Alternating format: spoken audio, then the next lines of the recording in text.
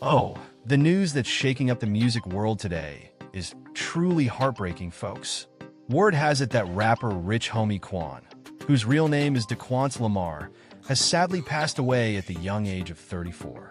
Now, initially, this was just a rumor making its rounds, but later on, a family member confirmed to TMZ that it was indeed true. So, what exactly happened? Early reports are suggesting that an overdose might be the cause of death, but let's be clear, nothing is confirmed yet. All we know is that Rich Homie Quan is no longer with us, and the hip-hop community is mourning. Notable names like Adam22, Boozy, and Jacquees have already shared their sorrow over this unexpected loss. Now, let's rewind a bit and remember who Rich Homie Quan was.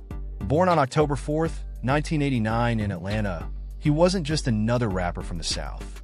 After a brief stint as a college baseball player and a challenging period that saw him spending 15 months in prison, he decided to take his music career seriously.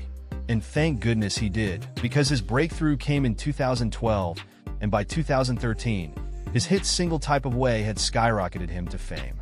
I drop top of my whip, that Quan driving make you feel some type of way. I know you do. His journey didn't stop there. Remember the 2014 gold-selling single, Walk Through with Problem? This guy was on a roll. Gucci on my feet. Who got more money, you or me? Just 3 days ago, Rich Homie Quan took to Instagram and posted to his 3.2 million followers with the caption, "Vision clear even through the BS." How ironic and eerie does that feel now, considering the news we've just received? In one of his earlier posts, he wrote something that raised quite a few eyebrows. Why don't you post the person behind your smile? Me.